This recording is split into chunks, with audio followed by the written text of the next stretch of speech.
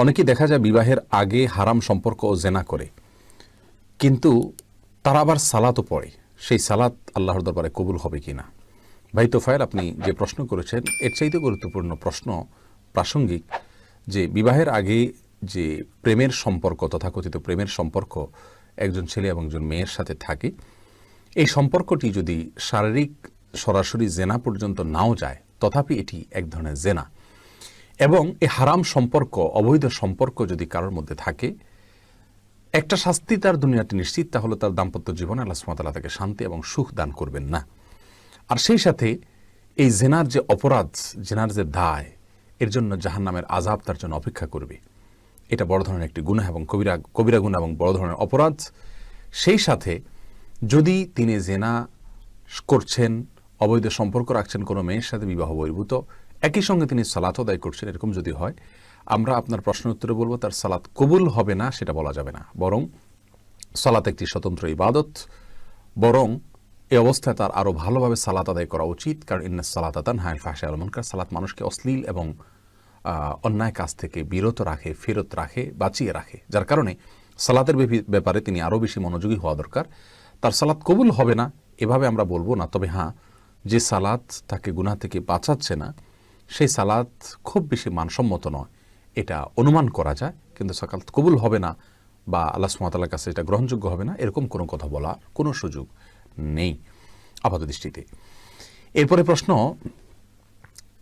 শাহরুখ হুসাইন তন্ময়, আপনি জানতে চেয়েছেন বর্তমান প্রেক্ষাপটে ওকালতি করা কি জায়েজ?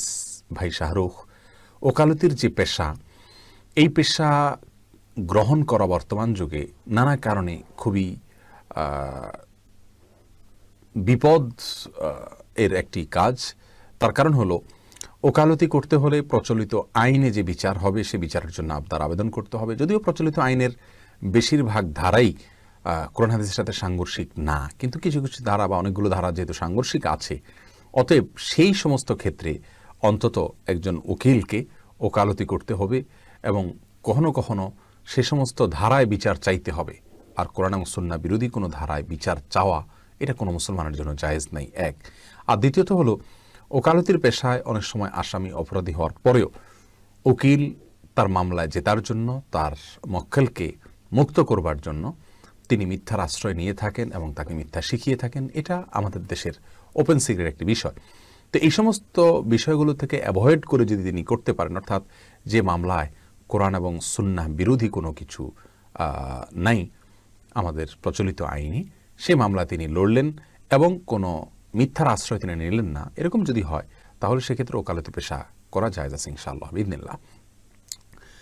এরপরে প্রশ্ন, তাজমাউল ইসলাম, আপনি জানতে চেয়েছেন কোনো মুসলমানের আকীদায় যদি সমস্যা থাকে, অর্থাৎ কবর, মাজার, পীরের উপর দৃঢ় বিশ্বাস করে যে এগুলো থেকে দুনিয়া ও আখিরাতের কল্যাণ কামনা করে, আল্লাহ রাসূল সাল্লাল্লাহু আলাইহি ওয়াসাল্লাম প্রতি ভ্রান্ত ধারণা পোষণ করে, এ ধরনের ব্যক্তিদের পার্থিব সাহায্য সহযোগিতা করার বিধান কি? আর এ ধরনের ব্যক্তিদের সাথে সম্পর্ক কেমন হওয়া উচিত? দেখুন, যদি কারোর আকীদার সমস্যাটা এই পর্যায়ে যায় যে তার আকীদাটা তাকে কাফের বানিয়ে ফেলছে, মুশরিক বানিয়ে ফেলছে, শিরকে আকবর করছেন, তিনি বড় কুফর করছেন, এরকম যদি হয়, তাহলে সেক্ষেত্রে তিনি তো কাফের হিসাবে তার সাথে সদাচরণ করবে, স্বাভাবিক সদাচরণ করবে। আল্লাহ সুবহানাহু ওয়া তাআলা বলেছেন, লা ইয়ানহাকুমুল্লাহু আনিল্লাযিনা লাম ইউকাতিলুকুম ওয়া লাম ইখরিজুকুম মিন দিয়ারিকুম আন তাবাররুহুম ওয়া তুকসিতু ইলাইহিম। অমুসলিমদের মধ্য থেকে যারা তোমাদের মাতৃভূমি থেকে বের করে দিচ্ছে না, তোমাদের প্রতি জুলুম করছে না, তোমাদের হত্যা করছে না, তাদেরকে তোমরা সদাচরণ করতে তাদের সাথে আল্লাহ তাআলা বারণ করেন না, নিষেধ করেন না। অতএব সেই হিসাবে তার সাথে সদাচরণ করা যেতেই পারে, কিন্তু অন্তরঙ্গ বন্ধু হিসাবে তাকে গ্রহণ করার কোনো সুযোগ নেই। আর যদি বিদআতটা সেই পর্যায়ে না হয়, তাহলে সেক্ষেত্রে এর ফলে সে ইসলাম থেকে যেহেতু খারেজ না, বিধায় ইনশাআল্লাহ বিইذনিল্লাহ এটাতে কোনো অসুবিধা হবে না।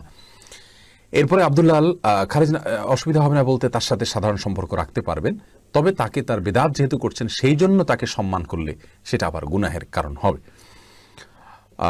এরপর আব্দুল্লাহ মামুন প্রশ্ন করেছেন, মৃত ব্যক্তির জন্য 40 প্রসঙ্গে, মৃত্যুর পর আমাদের দেশে মৃত ব্যক্তির জন্য বিশাল খাবারের আয়োজন করা হয়ে থাকে, যা 40 বলে পরিচিত।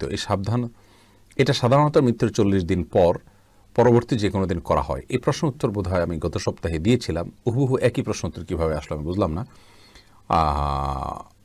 তারপরেও যেহেতু প্রশ্ন করেছেন, আমরা বলবো যে মৃত ব্যক্তির আত্মীয় স্বজনের কাছে 40 আর 3 দিন আর 7 দিনের নামে বিভিন্ন যে খাবারের অনুষ্ঠানের দাবি করা হয় আমাদের সমাজ থেকে, এবং এটা ইসালে সবের নাম দিয়ে করা হয়, এটা হলো বর্বর কাজগুলোর মধ্যে থেকে একটি। একটা মানুষ মারা যাওয়ার পরে তার পরিবারের লোকেরা খুবই মনোবেদনায় ভোগেন, এরকম পরিস্থিতিতে তাদেরকে বরং সবাই খাবার দেওয়া উচিত, তাদের কাছে খাবার চাওয়া এটা কখনো যৌক্তিক হতে পারে না।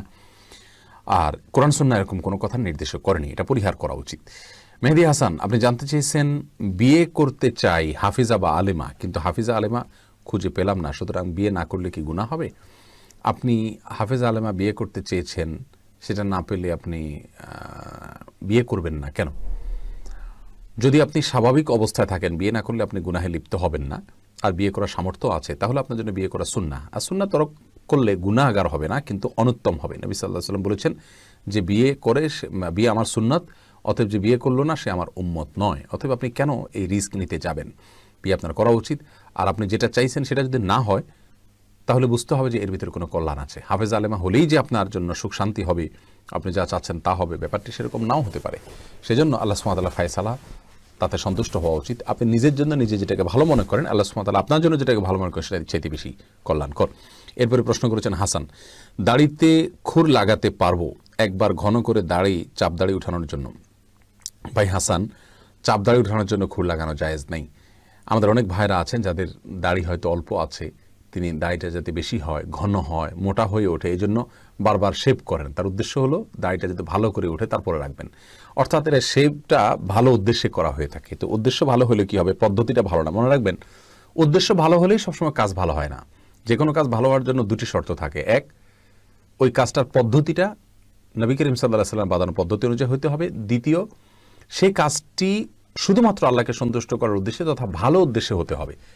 আপনি দাঁড়িয়ে চাচ্ছেন কেন? মোটা হয়ে দাঁড়িয়ে ওঠার জন্য। এখানে আপনার উদ্দেশ্যটা ভালো, কিন্তু দাঁড়িয়ে চাষার কোনো নির্দেশ নবী সাল্লাল্লাহু আলাইহি ওয়াসাল্লাম থেকে নাই, বরং নিষেধ আছে। নিষেধ আছে এই অর্থে যে তিনি নির্দেশ করেছেন আফুল্লুহা, তোমরা দাঁড়িকে ছেড়ে দাও, লম্বা করো, আর খুল্লুহা। অতএব এরকম অবস্থায় আপনি এই দাড়ি চাষা বা শেভ করার যে কাজটা, এটা আপনার জন্য হারাম হবে, এই কাজটা আপনার করা সঠিক হবে না। এরপরে প্রশ্ন দেখতে পাচ্ছি ফারহান আহমেদ, আপনি জানতে চেয়েছেন আমার ছেলের নাম রাখছি আব্দুল্লাহ আল আবিদ, নামটা কেমন? খুব চমৎকার নাম বোন, কারণ রাসূল করিম সাল্লাল্লাহু আলাইহি ওয়াসাল্লাম বলেছেন সবচাইতে উত্তম নাম হলো আব্দুল্লাহ এবং আব্দুর রহমান। আব্দুল্লাহর চাইতে উত্তম নাম পৃথিবীতে আর নেই, আব্দুল্লাহ এবং আব্দুর রহমান। অতএব আব্দুল্লাহ নাম আপনি রেখেছেন, খুব ভালো কথা, কিন্তু আল আবিদ কোন সেন্সে রেখেছেন? আমাদের বাংলাদেশে মানুষের কয়েকটা নাম থাকে এক একজনের, এটা একটা ভুল কালচার সংস্কৃতি। একজন মানুষের একটা নাম হবে, তার নামের পরে তার বাবার নামটা লেজুর হিসাবে থাকবে, তার সাথে তার বংশগত নামটা থাকবে, given name, surname, family name, 3টা নাম দরকার পাসপোর্টের জন্য, আন্তর্জাতিকভাবে বিভিন্ন ফর্ম ইত্যাদি ফিল আপ করার জন্য। সেই হিসাবে আপনি সন্তানের জন্য একটা নাম চুজ করেন আব্দুল্লাহ, তার বাবার নামের একটা অংশকে তার নামের সাথে জুড়ে দেন, এরপরে তার ফ্যামিলিতে কোনো বড় কোনো মা, তার বংশের কোনো পরিচয় থাকলে সেটাকে যোগ করে দেন। ফর এক্সাম্পল, আব্দুল্লাহর বাবা যদি মোহাম্মদ হয় তাহলে আব্দুল্লাহ মোহাম্মদ, আর যদি বংশ যদি চৌধুরী হয় তাহলে আব্দুল্লাহ মোহাম্মদ চৌধুরী। এটা হলো নাম রাখার ক্ষেত্রে সুন্নাহ সম্মত আপনার ফরম্যাট। কিন্তু আমরা মানে অর্থহীনভাবে রাখি আব্দুল্লাহ আল আবিদ। আল আবিদের অর্থ হলো আবিদ বংশের ছেলে আব্দুল্লাহ, কারণ আরবিতে নামের শেষে যদি আল থাকে তার মানে হলো এটা বংশকে মিন করছে। আপনি আব্দুল্লাহ আল আবিদ রাখার মানে হলো আবিদ বংশের ছেলে আব্দুল্লাহ। আসলে কি তাই? বাস্তবতা তা না, যার কারণে এটা একটা ভুল। তবে হ্যাঁ, এটা রাখলে যে গুনাহ হবে ব্যাপারটা সেরকম না, কিন্তু এটা মানে অনর্থক বা অর্থবহ না। আব্দুল্লাহ ঠিক আছে, কিন্তু পরবর্তী অংশটি তার বংশ যদি আল আবিদ নামে কেউ না থাকে, আমরা অনেক সময় 2টা নাম রাখি, আব্দুল্লাহও তার নাম, আবিদও তার নাম, তাহলে আল লাগবেন কেন? আল লাগানোর কোনো প্রয়োজন নেই। আর দ্বিতীয়ত হলো একটা মানুষের 2টা নামেরও প্রয়োজন নেই, কিন্তু যেভাবে আছে সেভাবে রাখলেও কোনো অসুবিধা নেই ইনশাআল্লাহ বিদিনিল্লাহ। এস এম সালাউদ্দিন ইউসুফ, আপনি প্রশ্ন করেছেন পুরুষ ও মহিলার লাশ গোসল করানোর সহি নিয়ম জানতে চাই। অনেক আলেম বলেন গোসলের আগে পেটে হালকা চাপ দিয়ে মলমূত্র থাকলে সেটা বের করে নিতে হবে, আবার অনেক আলেম বলেন কিছুই করা যাবে না, বরং চাপ দেয়াটাই হারাম। জি ভাই সালাউদ্দিন, দুটি মতই রয়েছে, আপনি সঠিক বলেছেন যে আমাদের ওলামায়ে আহনাফ বা হানাফি মাযহাব বা ফিকহ অনুযায়ী, স্কুল অফ থট অনুযায়ী আপনার গোসল যখন দিবে মুর্দাকে, তার পেটকে চাপ দিয়ে ময়লা ইত্যাদি থাকলে পরিষ্কার কথা বলা আছে। এর বিপরীতে অন্যান্য ওলামায়ে কেরাম নিষেধ করেন, বিশেষ করে ওলামায়ে আহলে হাদিস যারা আছেন তারা নিষেধ করেন, এবং এই নিষেধাজ্ঞার ক্ষেত্রে একটা যুক্তি এটাও যে মুর্দাকে চাপ দিলে বা প্রেসার দিলে তার শরীরে তার কষ্ট হবে। নবী সাল্লাল্লাহু আলাইহি সাল্লামের এক হাদিস থেকে বোঝা যায় মানুষ যখন মারা যায় তখন তার শরীরে সামান্য আঘাত করলেও তিনি কিন্তু ব্যথা অনুভব করেন। এই সমস্ত কারণে এবং আরও কিছু কারণে এটা নিষেধ করা হয়ে থাকে। আর যারা চাপ দিতে বলেন ওনাদের যুক্তি হলো যদি চাপ দিয়ে ময়লা পরিষ্কার না করা হয় তাহলে সেক্ষেত্রে জানাজাতে যখন নেওয়া হবে তখন বা আগে পরে কোনোভাবে কাফন নাপাক হতে পারে, যেটা কাম্য হতে পারে না। এই কারণে বলা হয়ে থাকে। বিষয়টি মত পার্থক্যপূর্ণ, এটা ইস্তেহাদি বিষয়। কোনো একটাকেই আমরা সঠিক আর একটাকে সরাসরি ভুল এভাবে বলবো না। তবে হ্যাঁ, দলিল দিক থেকে যার কাছে বেশি যেটা সমৃদ্ধ মনে হবে সেটার উপর আমল করতে পারি। এমডি হাসিবুর রহমান আপনি জানতে চেয়েছেন আমরা সাধারণ মানুষ কিভাবে দিন প্রচার করব। ভাই হাসিবুর রহমান, দিন প্রচার করা খুবই ভালো একটি কাজ। বাল্লিগু আন্নি ওয়ালাউ আয়া, নবী সাল্লাল্লাহু আলাইহি ওয়াসাল্লাম বলেছেন আমার পক্ষ থেকে একটি আয়াত হলে তুমি অন্যের কাছে পৌঁছে দাও। কিন্তু মনে রাখবেন দিন প্রচার করার এই কাজটি অত্যন্ত দায়িত্বশীলতার সাথে আঞ্জাম দিতে হবে। কারণ আপনি আপনার প্রচারে যদি কোনো ভুল কিছু প্রবেশ করিয়ে থাকেন, ভুল কিছু প্রচার করেন, তাহলে কিন্তু ভালো কিছু প্রচার করলে যেমন সওয়াব হইতো, ভুল কিছু প্রচার করলেও আপনাকে গুনাহের ভাগ নিতে হবে। আর এই জন্য দিন প্রচারের পদ্ধতি জানার আগে জানতে হবে দিন প্রচার করতে হবে শুধুমাত্র যেটুকু জানেন সেটুকু। যেভাবে প্রচার করা উচিত, যে অ্যাপ্রোচে প্রচার করা উচিত সেই অ্যাপ্রোচে করবেন। আজ সাধারণ মানুষ সোশ্যাল মিডিয়াতে ইসলাম প্রচার করতে গিয়ে দেখা গেল যে কোথাও সীমা লঙ্ঘন করে ফেলছেন, কোথাও আঘাত করে ফেলছেন অন্যকে, কোথাও আক্রমণ করে ফেলছেন, কোথাও আপত্তিকর শব্দ চয়ন করে ফেলছেন। এইসব কারণে তার দিন প্রচারটা কিন্তু প্রশ্নের সম্মুখীন হয়ে যাচ্ছে। প্রিয় দর্শক, সেজন্য আপনাকে দিন প্রচার আগে শিখতে হবে বিনয়ের সাথে, বিনম্রতার সাথে, সৌন্দর্যের সাথে, কারোর সাথে তর্কে না জড়িয়ে, কাউকে আক্রমণ না করে সুন্দর ভাষায় আপনাকে দাওয়াত পেশ করতে হবে। আরও দাওয়াতের উসুলগুলো জানতে হবে, মূলনীতিগুলো জানতে হবে। আর প্রচার করার পদ্ধতি আপনি জানতেছেন কিভাবে আপনি প্রচার করবেন। এটা তো অনলাইনে সোশ্যাল মিডিয়াতে আপনি যদি কোনো একটা পোস্ট ভালো দেখেন, পড়েন, সেটাকে শেয়ার করে আপনি দিন প্রচারে শামিল হতে পারেন, সেটাকে পোস্ট করে দিন প্রচারে শামিল হতে পারেন। আর এছাড়া আপনার পরিচিত অপরিচিত মানুষদের মধ্যে আপনি সবচেয়ে বড় প্রচার হবে আপনি নিজে যদি ভালো মানুষ হয়ে যান। মনে রাখবেন আমরা এক একজন কিন্তু ইসলামের এক একজন অ্যাম্বাসেডর। আপনি আমি, আমাদের আচার আচরণ, আমাদের আমল, আমাদের আখলাক, আমাদের চিন্তা চেতনা, আমাদের কর্ম, এগুলোর মাধ্যমে কিন্তু আমাদের আশপাশের মানুষকে আমরা প্রভাবিত করতে পারি। আমি যদি ভালো মানুষ হই তাহলে আমাদের আশপাশটা দেখে আমাকে দেখে অনুপ্রাণিত হবেন, তারাও ভালো মানুষ হতে চাইবেন। এটাও কিন্তু দিন প্রচারের একটা অংশ। আল্লাহ তাআলা তৌফিক দান করুন। এরপর চলে যাচ্ছি পরবর্তী প্রশ্নে। রাকিব হাসান আপনি জানতে চেয়েছেন সালাতুত তাসবিহ কি বিদআত। ভাই রাকিব হাসান, সালাতুত তাসবিহ কি বিদআত সরাসরি আমি বলবো না। কেউ কেউ বলে থাকেন কিন্তু আমরা বলবো না। এর কারণ হলো এ সম্পর্কে একটি হাদিস রয়েছে নবী সাল্লাল্লাহু আলাইহি ওয়াসাল্লাম থেকে, সুবহানাল্লাহি ওয়া আলহামদুলিল্লাহি ওয়া লা ইলাহা ইল্লাল্লাহু আল্লাহু আকবার 400 বার 4 রাকাত সালাতে পড়া। এই সালাতকে সালাতুত তাসবিহ বলা হয়ে থাকে। নির্দিষ্ট সংখ্যক দাঁড়িয়ে রুকু থেকে দাঁড়িয়ে আবার সিজদায় প্রত্যেকটা জায়গায় এই তাসবিহ পড়ে যে সালাত আদায় করা হয়, লম্বা প্রায় আধা ঘন্টা 40 মিনিট লাগে 4 রাকাত সালাতের জন্য, এটাকে বলা হয় সালাতুত তাসবিহ। এই সালাতুত তাসবিহ সালাত নবী সাল্লাল্লাহু আলাইহি ওয়াসাল্লাম তার চাচাকে শিক্ষা দিয়েছেন মর্মে একটি হাদিস বর্ণিত আছে, কিন্তু সেই হাদিসের সনদটি বিশুদ্ধভাবে প্রমাণিত নয়। যেহেতু বিশুদ্ধভাবে প্রমাণিত নয়, এই জন্য অনেক উলামা ইকরাম বলেন এই সালাতুত তাসবিহ সালাতটি সুন্নাহ দ্বারা সাবেত না, এটা আমরা পড়বো না। কারণ বিশুদ্ধভাবে বর্ণিত যেহেতু না, আমরা সেটা কেন আমল করতে যাব? বিশুদ্ধ হাদিসের উপর আমল করতে আমরা শেষ করতে পারিনি এখনো। এটা হলো একটি মত। আর এর বিপরীতে ইমাম নববী রাহিমাহুল্লাহ সহ বিশ্ববিখ্যাত বড় বড় হাদিস স্কলারদের মধ্যে থেকে অনেকেই এই সালাতুত তাসবিহ সালাতকে মুস্তাহাব বলেছেন, পড়া উত্তম বলেছেন মাঝে মধ্যে। তাইলে আমরা স্কলারদের মধ্যে, সাধারণ স্কলার নয়, ইসলামের ইতিহাসের একবারে মহাপণ্ডিত, যাদের রেফারেন্স ছাড়া আমরা কোরআন এবং হাদিস বুঝতে পারি না, কোরআন হাদিসের বিশেষ করে হাদিসের বিশুদ্ধতা নিরূপণ করতে পারি না, এই টাইপের মুহাদ্দিসদের মধ্যে অনেকেই এটা পড়ার কথা বলেছেন। কিন্তু বললেও আমরা মূল যে মেসেজটা দিতে চাই তা হলো সালাতুত তাসবিহ সালাতটি বিশুদ্ধ হাদিস দ্বারা প্রমাণিত নয়। আর যেহেতু বিশুদ্ধ হাদিস দ্বারা প্রমাণিত নয়, সেহেতু আমরা এটাকে যদি কেউ আমল না করি তাহলে এটা দোষণীয় তো হবেই না, বরং কেউ যদি মনে করেন যে আমি শুধু বিশুদ্ধ হাদিস দেখে দেখে আমল করব, তাহলে এটা প্রশংসনীয়, দোষের কিছু না। আবার কেউ যদি করেন, যেহেতু একটা হাদিসে আছে যদিও দুর্বল, মনে রাখবেন ফজিলতের ক্ষেত্রে শর্ত সাপেক্ষে দুর্বল হাদিস দিয়েও প্রমাণ দেওয়া যায়। তো সেই ভিত্তিতে অথবা মুহাদ্দিসরা অনেকেই এই দুর্বলতাকে হয়তো সহনীয় পর্যায়ে মনে করেছেন, সেজন্য তারা এই সালাত পড়তে বলেছেন। তার উপর ভিত্তি করে যদি কেউ পড়েন তাকে আমরা সরাসরি বিদআতি বলতে যাব না। তবে হ্যাঁ, বিশুদ্ধ সূত্রে হাদিসটি বর্ণিত নয়। এরপরে প্রশ্ন চলে যায় এমডি আর অপু আপনি জানতে চেয়েছেন অবস্থা ভেদে দাঁড়ায় প্রস্রাব করা যাবে কি না। হ্যাঁ ভাই অপু, দাঁড়িয়ে পেশাব করা যাবে যদি আপনি দাঁড়িয়ে পেশাব করা আর প্রয়োজনীয়তা কখনো অনুভব করেন। কথার কথা, অনেক লোকজন আছেন যারা বসে পেশাব করলে পেশাব পরিষ্কার হয় না, ক্লিয়ার হয় না। পেশাব ক্লিয়ার করার ক্ষেত্রে প্রয়োজনে তাদেরকে দাঁড়িয়ে পেশাব করতে হয়। যদি এরকম হয় সেটা ভিন্ন কথা। অথবা অনেক সময় দেখা যায় যে অনেকেই দাঁড়িয়ে যদি পেশাব না করেন, এমন কোনো পরিস্থিতিতে তিনি আসেন যেখানে পেশাব দাঁড়িয়ে না করে বসে করতে গেলে আশপাশটা এরকম নোংরাতে তার জামা কাপড় ভরে যাবে। হয়তো টয়লেটের জায়গাটা খুব বেশি কনজাস্ট, তার ওয়ালে নিচে হয়তো ময়লা লেগে আছে, আমি বসতে গেলেই আমার জামা কাপড় নাপাক হতে পারে। এরকম যদি হয় তাহলে আমি দাঁড়িয়ে পেশাব করতে পারি, কোনো অসুবিধা নেই। তো স্বাভাবিক অবস্থাতে, সাধারণ অবস্থাতে দাঁড়িয়ে পেশাব করা প্রশংসনীয় নয়, অনুচিত এবং সুন্নাহ বিরোধী কাজ। নবী সাল্লাল্লাহু আলাইহি সাল্লাম, বুখারীর বর্ণনায় আসছে যে তিনি আতা সুবাতাতা কওমিন ফাবালা কাইমান ওয়া তাওয়াদ্দা, তিনি একবার একটা ময়লার স্তূপের কোথাও কোনো জায়গা দিয়ে যাচ্ছেন বা সেখানে আসছেন, আসার পরে সেখানে পেশাব করেছেন দাঁড়িয়ে পেশাব করেছেন। নিশ্চয়ই জায়গাটা এত বেশি ময়লায় পরিপূর্ণ ছিল যে বসার মতো পরিবেশ ছিল না। অতএব এরকম পরিস্থিতিতে দাঁড়িয়ে পেশাব করা জায়েজ আছে ইনশাআল্লাহ বিইذনিল্লাহ। আর এর বাইরে যদি দাঁড়িয়ে কেউ পেশাব করে সেটা কিন্তু হারাম হবে, বড় ধরনের কোনো কবিরা গুনাহ হবে, বিষয়টি কিন্তু সেরকম না। আমরা এটাকে যত বড় অপরাধ মনে করি, অপরাধটা আসলে এত বড় না। আমাদের সমাজে অপরাধের মাত্রা জ্ঞান অনেক সময় আমাদের থাকে না।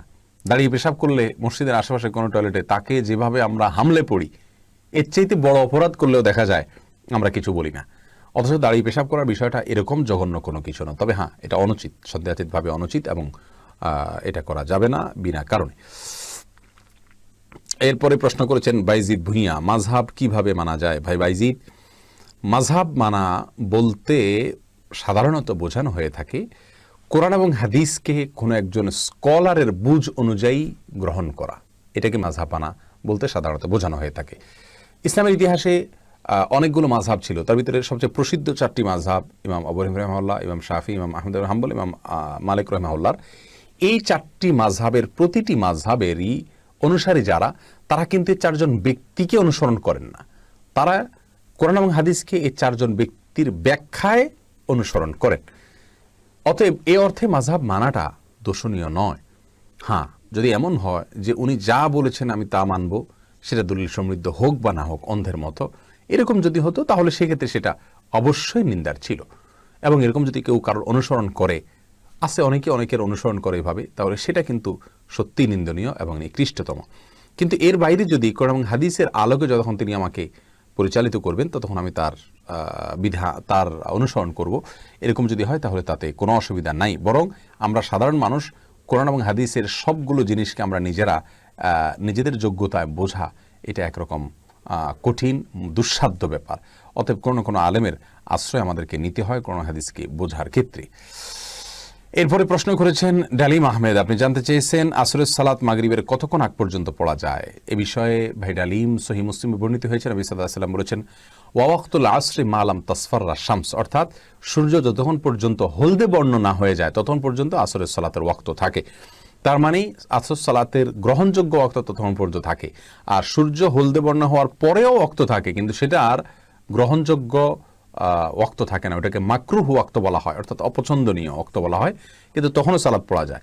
মূলত সূর্য যখন ডুবা শুরু হয় তার আগ পর্যন্ত আসরের সালাত পড়া যায়, কিন্তু হলদে বর্ণ হওয়ার আগ পর্যন্ত হলো এর মূল টাইম। আর হলদে বর্ণ হয়ে গেলে তখন এটা সিরিয়াস আওয়ার হিসাবে আপনি পড়তে পারবেন, ইমার্জেন্সি আওয়ার হিসাবে পড়তে পারবেন, কিন্তু ওই টাইমে পড়া অনুচিত বা মাকরুহ। এরপরে প্রশ্ন করেছেন তানভীর স্বপ্ন, আপনি জানতে চেয়েছেন ভাই সাজদে সাহুর সঠিক নিয়ম কি? ভাই তানভীর, সিজদা সাহু নিয়ে অনেক কথা, আমরা এই সংক্ষিপ্ত ভার্সনে উত্তর দেব না ইনশাআল্লাহ। সেটা নিয়ে আমরা স্বতন্ত্র ক্লিপ আল্লাহ চাহেন তো আমরা তৈরি করে আপনাদেরকে উপহার দেওয়ার চেষ্টা করব। সিজদা সাহুর আমাদের দেশে ওলামা ইকরামের প্রচলিত যে পদ্ধতি, অর্থাৎ ডান দিকে সালাম ফিরিয়ে তারপরে 2টা সিজদা দিয়ে উঠে আবার আত্তাহিয়াতু দুরূদ ইত্যাদি পড়ে পরপর সালাম ফিরানো। আর সৌদি আরবের স্কলারগণ আরেকটা পদ্ধতির কথা বলেন, সেটা হলো সালাম ফেরানো ছাড়া সরাসরি 2টা সিজদা দিয়ে উঠে এরপরে সালাম ফিরাই দেওয়া আর দ্বিতীয়বার আত্তাহিয়াতু না পড়া। এই 2টার কোনোটাকেই সরাসরি ডিসকাস করার সুযোগ নেই। অনেক ওলামা ইকরাম বলেন ভুলের উপরে ডিপেন্ড করবে যে আপনি কোন পদ্ধতিতে সিজদা সাহু দিবেন, ভুলের ধরনের উপর নির্ভর করবে। কিছু কিছু ভুলে প্রথম পদ্ধতি, কিছু কিছু ভুলে দ্বিতীয় পদ্ধতি আপনি অবলম্বন করবেন। আরও বিস্তারিত আলোচনা রয়েছে প্রিয় দর্শক, যেহেতু বিষয়টি খুবই গুরুত্বপূর্ণ, আমরা ইনশাআল্লাহ বিসমিল্লাহ এটার উপরে স্বতন্ত্র ক্লিপ আপনাদের উপহার দেব। মশিউর রহমান প্রশ্ন করেছেন, শেখ সালাম নেবেন জীবনের সুখ ও পরিবারের শান্তির জন্য কি করণীয়? ভাই মশিউর রহমান, এই বিষয়ে আমাদের ইউটিউব চ্যানেল এবং আমাদের পেজে আপনি একটি ক্লিপ পাবেন যে পারিবারিক জীবন কিভাবে সুখ শান্তিতে পরিপূর্ণ হবে।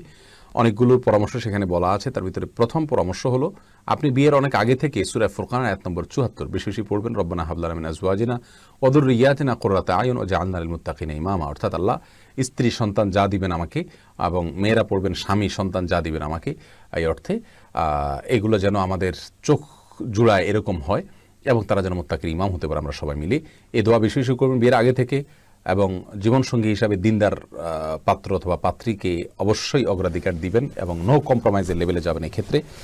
আর তৃতীয়ত হলো আল্লাহর কাছে সাধারণভাবে দোয়া করতে থাকবেন যাতে সৎ এবং নেককার মুত্তাকি জীবনসঙ্গী হয়। চতুর্থত হলো আপনার দাম্পত্য জীবনের সুখ শান্তির জন্য বিয়ের সময় বিয়ের আগে যে সমস্ত অনাচার হয়ে থাকে এগুলো থেকে বেঁচে থাকবেন, কারণ হারামে আল্লাহ সুবহানাহু ওয়া তাআলা আরাম দেন না। সেগুলো থেকে তাকওয়ার সাথে সুন্নাহ পদ্ধতিতে বিয়ে করবেন, ইনশাআল্লাহ শান্তি আল্লাহ তাআলা দান করবেন। পঞ্চমত হলো বিয়ে করার পরে সর্বোচ্চ ধৈর্যের পথ আপনাকে অবলম্বন করতে হবে, সেটা আপনি স্ত্রী হন অথবা পুরুষ হন। আমাদের নবী সাল্লাল্লাহু আলাইহি ওয়াসাল্লামের দাম্পত্য জীবনে অনেক সমস্যা দেখা দিয়েছে। প্রচণ্ড ধৈর্যের তিনি পরিচয় দিয়েছেন এবং ধৈর্যের পরীক্ষা উত্তীর্ণ হয়েছেন। এর মাধ্যমে কিন্তু দাম্পত্য জীবন সুখ শান্তি হয়। আর অনেকগুলো পদ্ধতি সেখানে বাধ্যতামূলক আছে, আপনি ক্লিপটা দেখে নেবেন। ভাই মশিউর রহমান জানতে চেয়েছেন, আপনার প্রশ্ন উত্তর দিলাম। তোফায়েল জানতে চেয়েছেন, আমাদের দেশে যে মুজিব শতবার্ষিকী পালন হবে এটা ইসলামে কতটুকু জায়েজ, আর মুসলিম হত্যাকারী নরেন্দ্র মোদীকে প্রধান অতিথি হিসাবে আনা কি মুনাফিকি হবে? ভাই তোফায়েল,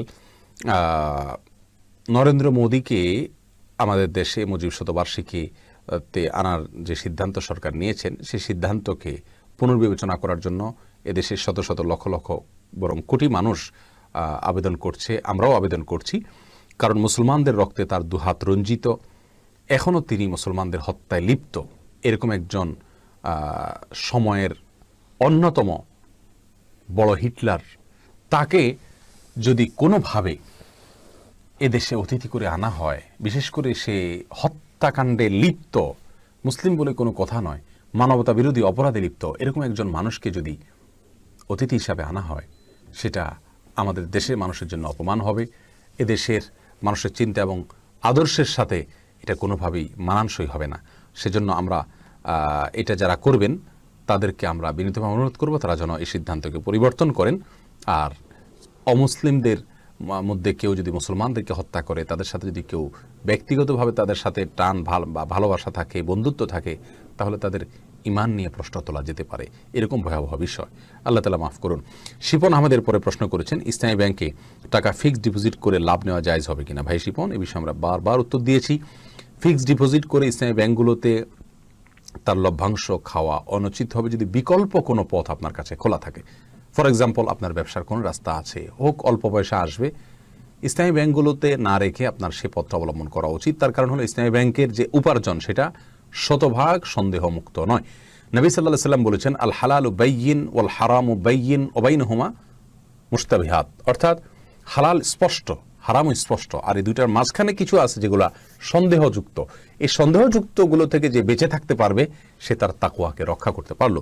বিধায় ইসলামী ব্যাংকের থিওরি এবং প্র্যাকটিক্যালের ভিতরে অনেক বেশকম থাকে। যেহেতু বেশকম থাকে আর সেজন্য সন্দেহ থেকে যায়, এই জন্য আপনি এখানে ফিক্সড ডিপোজিট না করে অন্য কোনো জায়গায় হালাল খাতে লাগানোর সুযোগ থাকলে সেটা করা উচিত, আপ্রাণ চেষ্টা করা উচিত। যদি বিকল্প কোনো পথ না থাকে তাহলে আপনার জন্য এটা জায়েজ হবে ইনশাআল্লাহ হবে ইদনিল্লাহ, যেহেতু এটাকে একেবারে কাট্টা এবং পরিষ্কার হারাম আমরা বলতে পারছি না, অতএব আপনার জন্য জায়েজ হবে যদি নিরুপায় থাকেন আপনি। এরপরে প্রশ্ন করেছেন ইরফান রাতুল, কাউকে না বলে কি জিহাদে যাওয়া যাবে? ভাই ইরফান রাতুল, কাউকে না বলে জিহাদে যাওয়া বলতে কি বোঝাচ্ছেন আপনি? জিহাদের অনেকগুলো স্তর আছে। যখন নাফির আম হয়, অর্থাৎ গণহারে প্রত্যেককে জিহাদের জন্য বের হতে হয়, এরকম কমন নির্দেশ যদি কখনো চলে আসে, তখন সেই নাফির আমের সময় যে জিহাদ, সেই জিহাদে বের হওয়ার জন্য কারো পারমিশনের কোনো প্রয়োজন নেই। কিন্তু নাফির আম যদি না হয় তাহলে সেক্ষেত্রে সর্বাবস্থায় কিন্তু আপনি মনে চাইলে জিহাদের জন্য দৌড় দিতে পারবেন না। ওলামায়ে কেরাম, সংশ্লিষ্ট আপনার বিশেষজ্ঞগণ, তাদের যদি সিদ্ধান্ত থাকে, তারা যদি পরামর্শ দেন, তারপরে আপনি সেই পরামর্শ অনুযায়ী সামনে অগ্রসর হবেন এবং সিদ্ধান্ত নেবেন। যে কেউ আপনাকে ডাক দিল আর আপনি জিহাদের নামে সেদিকে ঝাঁপিয়ে পড়লেন, এই সুযোগ নাই এবং এটা সঠিক হবে না। আর মা বাবার পারমিশনের বিষয়ে যেটা বলছেন, যদি ফরজ হয়ে যায় তাহলে মা বাবার পারমিশনের প্রয়োজন নেই, তাদের পারমিশন ছাড়াও আপনি যেতে পারেন। তবে হ্যাঁ, তাদেরকে বলে যাওয়া উত্তম, এটা ভিন্ন বিষয়। আল্লাহ আলম বিসওয়াব। এরপরে মুশফিকুর রহমান প্রশ্ন করেছেন, জুমার নামাজে খুতবা পড়ার লোক না থাকলে জুমার নামাজ পড়ার কোনো পদ্ধতি আছে কিনা? ভাই মুশফিকুর রহমান, জুমার নামাজের খুতবা পড়ার পদ্ধতি তো খুবই সহজ। খুতবা পড়ার মানে লোক না থাকার কি আছে? যদি কিচ্ছু না পারেন, কোরআন কারীমে একটা আয়াত, দুইটা আয়াত, তিনটা আয়াত পড়বেন, বাস দাঁড়িয়ে তিনটা আয়াত পড়লে, দুইটা আয়াত পড়লেই আপনার খুতবা হয়ে গেল। এটুকু তো আমাদের মুখস্থ আছে। অতএব এটুকু যদি করে তাহলে খুতবার যে দায় সেটা ইনশাআল্লাহ বিদিনিল্লাহ আদায় হয়ে যাবে, আল্লাহ তাআলা চাহেন তো। এরপরে প্রশ্ন করেছেন রকিবুল ইসলাম, আপনি জানতে চেয়েছেন, আমি জানতে চাই আমার মুসলিম ভাইদেরকে হত্যা করা হচ্ছে, এই সময় আমরা কি করব, ইসলাম কি বলে? ভাই রকিবুল ইসলাম, ইসলাম তো বলে কোনো মুসলিম ভাইকে হত্যা করলে আপনি তার যদি পাশে অবস্থান করেন, তার পাশে দাঁড়ানোর সুযোগ থাকে, তার জন্য পাশে দাঁড়িয়ে তাকে রক্ষা করার জন্য আপনি জালিমের বিরুদ্ধে লড়াই করা আপনার জন্য ফরজ। আর যদি আপনি তার পাশে না থাকেন এবং তার পাশে দাঁড়ানোর সুযোগ না থাকে, যেমন আজকের পৃথিবীতে যে বিশ্বায়নের এই যুগে আমরা দেখছি যে অনেকগুলো বর্ডারে আমরা বন্দী, এমত অবস্থায় আমরা চাইলেই তাদের পাশে দাঁড়াতে পারছি না। আর তাছাড়া যারা প্রতিবেশী আছেন ওখানে আশেপাশে, আপনার প্রতিবেশী যদি জুলুমের শিকার হয়, আপনার উচিত হবে তার পাশে দাঁড়ানো। এটা হলো ইসলামের নির্দেশ। আমরা যেহেতু প্রতিবেশী হলেও এমন প্রতিবেশী যে প্রতিবেশী আমরা তাদের পাশে দাঁড়াতে পারছি না, অতএব আমরা তাদের জন্য আল্লাহ সুবহানাহু ওয়া তাআলার কাছে দোয়া করব এবং সেই সাথে আমাদের সাধ্যের সবটুকু দিয়ে এই জঘন্য কর্মের আমরা নিন্দাবাদ করব, প্রতিবাদ করব এবং যেভাবে যেভাবে তাদের সহায়তা করা যেতে পারে বৈধ উপায়ে সেগুলো আমরা অবলম্বন করব। আল্লাহ তাআলা তৌফিক দান করুন। আইএম জুনায়েদ আইডি থেকে প্রশ্ন করেছেন, মহিলা পুরুষের নামাজের নিয়ম কি একরকম নাকি ভিন্নতা আছে? দেখুন, মহিলা পুরুষের নামাজ নিয়ে আমরা এর আগেও বারবার বলেছি, মহিলা পুরুষ নামাজের বেসিক নিয়ম এক। তবে আরবের উলামা ইকরামও বলেন, মহিলারা সৃষ্টিগতভাবে তাদের শরীরের অবকাঠামো ভিন্ন হওয়ার কারণে তারা পুরুষদের চাইতে কিছুটা জড়সড় থাকবেন, বিশেষ করে রুকু সিজদাতে, কিন্তু তার মানে এই নয় যে পদ্ধতি সম্পূর্ণ পুরুষদের চাইতে ভিন্ন। তারপরেও প্রচলিত আমাদের দেশে যে মহিলারা যেভাবে সালাত আদায় করেন, এর বাইরে আপনার পুরুষরা যেভাবে সালাত আদায় করেন, এখানে আমরা অনেকখানি পার্থক্য দেখতে পাচ্ছি। এই পার্থক্যটা কতটা অথেন্টিক, কতটা গ্রহণযোগ্য সোর্স দ্বারা প্রমাণিত, সেটা ইনশাআল্লাহ আমরা আলোচনা করব কোনো একটা ক্লিপে। তবে এটুকু বলে রাখি, এটা এমন কোনো মাসআলা নয় যেটা নিয়ে আমাদের পেরেশান হওয়ার মতো কোনো বিষয় আছে। কারণ মহিলা পুরুষের সালাতের পার্থক্য করলে অথবা না করলে সালাত হওয়া না হওয়ার কোনো সম্পর্ক পৃথিবীর কোনো আলেমের মতোই নাই। অতএব এটা নিয়ে চিন্তিত হওয়ার বা অস্থির হওয়ার মতো কোনো বিষয় নাই। তারপর আমরা ইনশাআল্লাহ আলোচনা করব, আল্লাহ চাহেন তো। আমিনুল কাজী, আপনি প্রশ্ন করছেন, আমাদের শেষ বৈঠকে যদি দুরূদ শরীফ পড়তে ভুলে যায় তাহলে কি সুজদা দিতে হবে? দেখুন আমিনুল কাজী, দুরূদ শরীফ পড়া ওলামায়ে হাম্বলি বা আহমদ ইবনে হাম্বল রাহিমাহুল্লাহর মাযহাবকে যারা ফলো করেন বা সৌদি আরবের স্কলার যারা আছেন, তাদের মতে আপনার বৈঠকে দুরূদ শরীফ পড়া ওয়াজিব বা ফরজ, যার কারণে এটা যদি ছুটে যায় তাহলে সেক্ষেত্রে তার ওয়াজিব হলে এটা সালাত ছুটে গেলে আপনাকে সিজদা সাহু দিতে হবে। আর আমাদের দেশে ওলামা ইকরামের বা হানাফি মাযহাবের ওলামা ইকরামের দৃষ্টিকোণ থেকে আপনার দুরূদ শরীফ পাঠ করে এটা ফরজ না, ওয়াজিব না, এটা সুন্নাহ। যেহেতু সুন্নাহ, অতএব সুন্নাহ ছুটে গেলে তার জন্য আপনাকে সিজদা সাহু দিতে হবে না। এখন কেউ বলতে পারেন যে তাহলে আমরা কোনটা গ্রহণ করব, মানব? আসলে বিষয়টা ইজতিহাদি, অর্থাৎ গবেষণামূলক। দুটোটা সিদ্ধান্তই গবেষণামূলক। পরিষ্কারভাবে কোনো হাদিস থেকে এটার ফরজ বা ওয়াজিব হওয়ার কোনো প্রমাণও পাওয়া যায় না। আবার পরিষ্কারভাবে এটা সুন্নাত এরকম কোনো শব্দ দ্বারা হাদিস আলাদা বলাও হয়নি। এটা প্রত্যেকের গবেষণার আলোকে তিনি বলেছেন। যারা বলেন সুন্নাহ তারা বলেন যে পার্টিকুলারলি নবী সাল্লাল্লাহু আলাইহি ওয়াসাল্লাম দুরূদ পড়ার জন্য সালাতের মধ্যে আলাদা নির্দেশ জারি করেন নাই, যার কারণে ওয়াজিব আমি কীভাবে বলবো?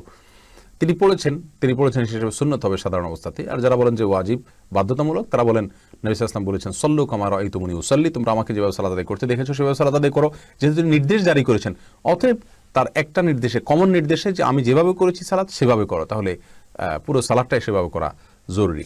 তো এক্ষেত্রে সুন্নাহ হওয়ার মতটা আমার কাছে বেশি দলিল সমৃদ্ধ মনে হয়। তার কারণ হলো রাসূল সাল্লাল্লাহু আলাইহি ওয়াসাল্লাম বলেছেন, আমি যেভাবে সালাত আদায় করেছি সেভাবে তোমরা সালাত আদায় করো। এর কারণে যদি সালাতের সবগুলো বিষয়ে ফরজ হয়ে যায় তাহলে তো সালাত আর কোনো সুন্নাত মুস্তাহাব বলতে কোনো কিছুই থাকবে না। আল্লাহু আ'লাম বিসওয়াব। এরপরে প্রশ্ন করেছেন আব্দুল কাইয়ুম বিন খালিল, আপনি জানতে চেয়েছেন টুপিবিহীন সালাত আদায় করলে কি সালাতের পরিপূর্ণ নেকি পাওয়া যাবে? ভাই আব্দুল কাইয়ুম, সালাত টুপিবিহীনভাবে আদায় করলে সালাতের পরিপূর্ণ সওয়াব আপনি পাবেন। কারণ সালাতের সাথে টুপির সম্পর্কটা আসলে আমরা যেরকম মনে করি এরকম না। কারণ হলো টুপি পরা এটাকে অনেক ওলামা কেরাম সুন্নত বলেছেন, তবে সেটা সুন্নতে আদাহ, সুন্নতে ইবাদত নয়, অর্থাৎ অভ্যাসগত সুন্নত। নবী সাল্লাল্লাহু আলাইহি ওয়াসাল্লাম বা সাহাবীরা পড়েছেন, এটা প্রমাণ পাওয়া যায়। কিন্তু এটা পড়লে কোনো ফজিলত আছে, আলাদা কোনো নির্দেশ আছে এরকম নাই। আর নামাজের সময় মাথা ঢাকতে হবে এরকম আলাদা কোনো নির্দেশ নাই। তবে হ্যাঁ, সালাতের সময় আপনার আল্লাহ সুবহানাহু ওয়া তাআলা নির্দেশ হলো ইয়া আইয়ুহাল্লাযীনা আমানু খুযু যিনাতাকুম ইনদা কুল্লি মসজিদ, তোমরা প্রত্যেক সালাতের সময় সুন্দর পোশাক আশাক গ্রহণ করো। এখানে পোশাককে সুন্দর আবরণের সাথে বা সৌন্দর্যের সাথে আল্লাহ সুবহানাহু ওয়া তাআলা তুলনা করেছেন। তার মানে এখান থেকে ওলামা একরাম বলেন যে সালাতের সময় সুন্দর এবং ভালো পোশাক ব্যবহার করা উচিত, যেটা পরে মানুষের সম্ভ্রান্ত কোনো জায়গায় যায় সাধারণত সেইভাবে। অতএব আমাদের দেশে যেহেতু সালাতে মানুষ টুপি পরে সালাত আদায় করে, টুপি ছাড়া কেউ পড়ে না, অতএব আপনি টুপি পরে সালাত আদায় করাই উত্তম আমরা বলবো। কিন্তু টুপি পরে সালাতে করতে হবে এরকম কোনো বাধ্যবাধকতা নাই। কেউ টুপি ছাড়া সালাতে করলে কোনো অসুবিধা নেই, কারণ টুপি পরাটাই ইসলাম শরীয়তে কোনো গুরুত্বপূর্ণ বিষয় নয়।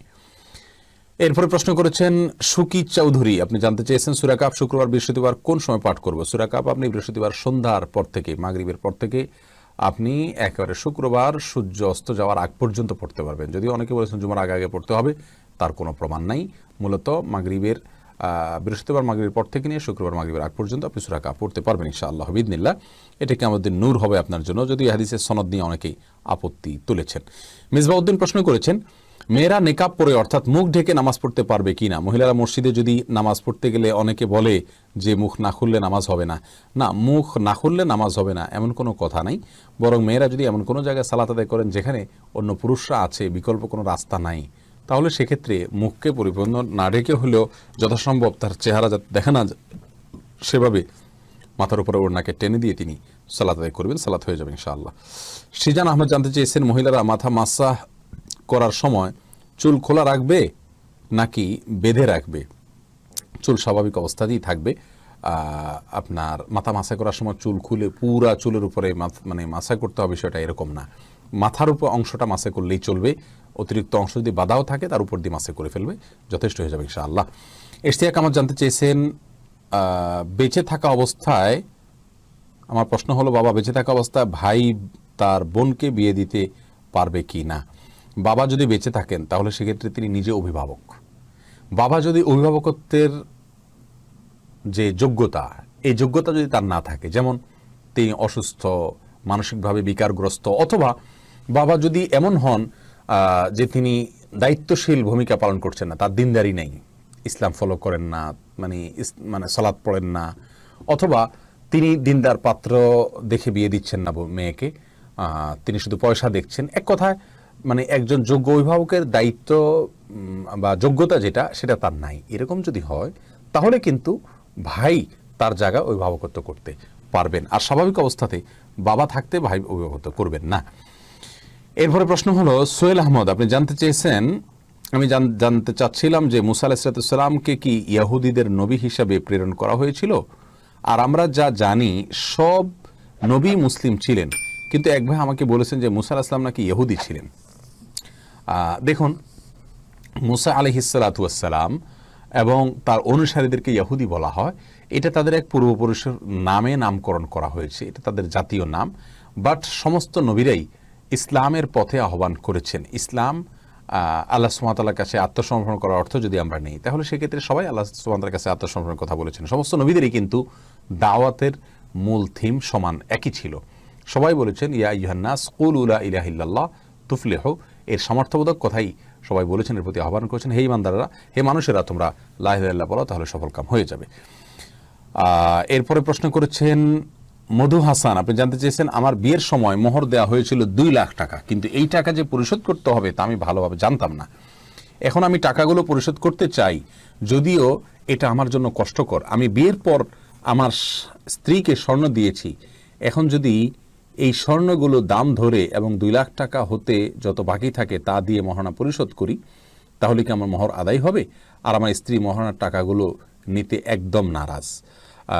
ভাই মধু হাসান, আপনার স্ত্রী টাকা নিতে নারাজ, তো আপনি বেঁচেই গেছেন, আপনার তো রাস্তা আলহামদুলিল্লাহ সহজ হয়েই গেল যে আপনার স্ত্রী নিজে নিতেই চাচ্ছেন না। আল্লাহ সুবহানাহু ওয়া তাআলা বলেছেন, স্ত্রী যদি তোমাদেরকে মহানা কিছু ছাড় দেয় ফাকুলুহু হানি মারিয়া, তাহলে তোমরা সেটা খেতে পারো, ভোগ করতে পারো। আপনার স্ত্রীকে যেই স্বর্ণগুলো আপনি দিয়েছেন, উচিত ছিল তখনই এটাকে মহারণার বাবদ দেওয়া, তাহলে আপনি মুক্ত হয়ে যেতে পারতেন। কিন্তু যদি মহারণা বাবদ না দিয়ে থাকেন, এমনি তাকে দিয়ে থাকেন, এখন আপনি বলতেছেন আমি মহারণা হিসাবে এটাকে চেঞ্জ করব, তাহলে সেক্ষেত্রে আপনি হাদিয়াটাকে ফেরত নিয়ে আবার মহারণা হিসাবে দিতে হবে। আর নবী সাল্লাল্লাহু আলাইহি ওয়াসাল্লাম বলেছেন, মুসলিমের হাদিস, আল আইদু ফি হিবাতিহি কাল কালবি ইয়াউদু ফি কাইহি, কেউ কাউকে কিছু দান করে সেটা ফেরত নেওয়া, এটা হলো ওই কুকুরের মধ্যে যে কুকুর বমি করে আবার খায়। তার মানে জিনিসটা অত্যন্ত জঘন্য এবং অপছন্দনীয় হিসেবে দেখেছেন। আপনি স্ত্রীকে দিয়ে দিয়েছেন, ওটা হাদিয়া হয়ে গেছে, শেষ। এখন আপনি আবার ওটাকে মহারণের নিয়ত করা মানে হলো তাকে ফেরত নিয়ে তার কাছ থেকে আবার নতুন করে আরেকটা নিয়ত করা, যেটা অসুন্দর হবে। এখন আপনার সাধ্যে যেটুকু আছে সেটুকু দেন। এরপর স্ত্রী যদি আপনাকে সন্তুষ্ট চিত্তে মনের গভীর থেকে সত্যিই তিনি মাফ করে দেন, তাহলে ইনশাল্লাহ আপনি মুক্ত হয়ে যাবেন। আর চাইলে আপনি মহারণাকে ফেরত নিয়ে, যেহেতু স্বর্ণকে আপনি ফেরত নিয়ে আপনি মহারণা হিসাবে এখন দিতে পারেন, যদিও কাজটা অনুচিত হবে, কিন্তু আপনার মহারণা আদায় হয়ে যাবে ইনশাআল্লাহ। আর ওই টাকা যদি স্ত্রী মাফ করে দেন, আপনার মুক্ত হয়ে গেল, না হলে আপনি আস্তে আস্তে দেওয়ার চেষ্টা করলেন যতটুকু সম্ভব ততটুকু। নাজবুন নাহার লিলি, আপনি জানতে চেয়েছেন কিভাবে একজন নারী নিজেকে জান্নাতি নারী হিসাবে গড়ে তুলতে পারে। বোন লিলি, একজন নারী নিজেকে জান্নাতি হিসাবে গড়ে তোলার জন্য মৌলিকভাবে 4-5টি কাজের কথা নবী সাল্লাল্লাহু আলাইহি ওয়াসাল্লাম বলেছেন। তার ভিতরে একটা হলো 5 ওয়াক্ত সালাত আদায় করা, ইজা সাল্লাতিল মারআতু খামসাহা ওয়া সামাত শাহরাহা ওয়া আতাআত বালাহা ওয়া হাফিজাত ফারজাহা। এই কয়েকটা কাজ যখন কোনো মহিলা করবে, 5 ওয়াক্ত সালাত আদায় করবে, রমজান রোজা পালন করবে, স্বামীর আনুগত্য করবে, লজ্জাস্থানের হেফাজত করবে, অর্থাৎ অশ্লীল কোনো কিছু করবে না, যে পর্দা প্রশাদের ভিতরে থাকবে, সেই জান্নাতের 8টা দরজা যে কোনোটাতে প্রবেশ করতে পারবে। তার মানে মেয়েদের জন্য জান্নাতে যাওয়া অনেক সহজ। এই বিষয়গুলোকে শুধু মাথায় রাখতে হবে, সঠিকভাবে এবং সুন্দরভাবে করার চেষ্টা করতে হবে। আল্লাহ তৌফিক দান করুন। তানভীর রহমান, আপনি জানতে চেয়েছেন দিল্লির মাজলুম মা বোনদের জন্য মুসলিম যুবকদের করণীয় কি। আমরা ইতিমধ্যে 2বার বলেছি এই বিষয়ে, আরও বলবো ইনশাআল্লাহ বিদিনিল্লাহ। নূর হোসেন, আপনি জানতে চেয়েছেন ক্রিকেট খেলাকে পেশা হিসাবে নেওয়া এবং সরকারিভাবে যে স্যালারি ক্রিকেটারদের দেওয়া হয়, সেই টাকাগুলো নেওয়া ও খাওয়া কি হারাম, এবং সে টাকাগুলো কি তার স্ত্রী ছেলে মেয়েদের জন্য খাওয়া হারাম। ভাই নূর হোসেন, খেলাকে পেশা হিসেবে নেওয়া ইসলামী শরিয়ার দৃষ্টিকোণ থেকে পছন্দনীয় কিছু নয়। তবে এখানে যেহেতু খেলোয়াড়রা নিজেরা একে অন্যকে আপনার আদান প্রদান করেন না, অর্থের লেনদেন নিজেদের মধ্যে করেন না, অতএব তাদের এই টাকা যেটা তৃতীয় পক্ষ দিচ্ছে সেটাকে সরাসরি হারাম বলা কঠিন। তারপরেও এ বিষয়ে আরও পণ্ডিত ওলামা একরামের শরণাপন্ন হওয়া আমার মনে হয় ভালো হবে। তবে আমি যেটুকু বুঝেছি সেটাতে হলো যে এখানে জুয়া সরাসরি না, তবে হ্যাঁ, এই ক্রিকেট সহ যত ইন্টারন্যাশনাল খেলোয়াড় আছে সবগুলোর সাথে জুয়া, অশ্লীলতার সম্পর্ক ওতপ্রোতভাবে জড়িত হয়ে গেছে। বিদায় সেই দৃষ্টিকোণ থেকে আমরা বলতে পারি যে ক্রিকেট খেলাকে পেশা হিসেবে নেওয়া জায়েজ নাই।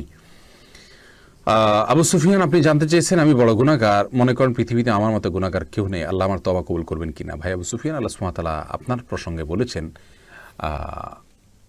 ইন্নাল্লাহা ইয়াগফিরুদ যুনুবা জামিআ ওয়া তুবু।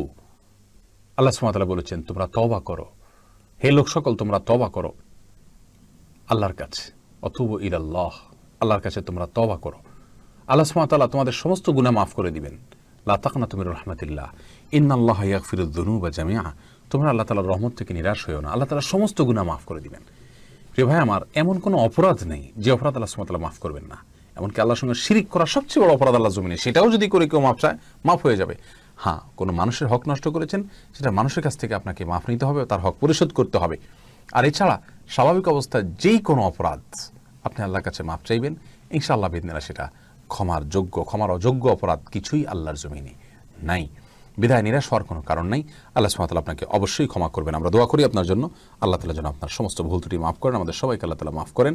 মনে রাখবেন, আমাদের ভুলের যে পাওয়ার, তার চেয়ে আল্লাহ সুবহানাহু ওয়া তাআলার ক্ষমার পাওয়ার অনেক বেশি, অনেক বেশি, অনেক বেশি। আল্লাহ সুবহানাহু ওয়া তাআলা আপনাকে তৌফিক দান করুন। জাযাকুমুল্লাহু খায়রা। এরপরে প্রশ্ন চলে আসছি ফাতেমা বেগম, জানতে চেয়েছেন যাকাত সম্পর্কে।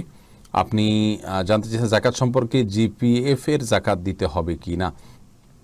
আপনার যাকাতের টাকাটা যতক্ষণ পর্যন্ত আপনার হাতে না আসবে ততক্ষণ পর্যন্ত আপনাকে এটার যাকাত দিতে হবে না। যদি আপনি যখন ইচ্ছে তখন নিতে না পারেন তাহলে সেক্ষেত্রে তারপরেও এ বিষয়ে আরও বিস্তারিত কথা বলতে হবে ইনশাআল্লাহ বিদিনিল্লাহ। আমরা পৃথক কোনো আলোচনা সেটা বলবো আল্লাহ চাহেন তো।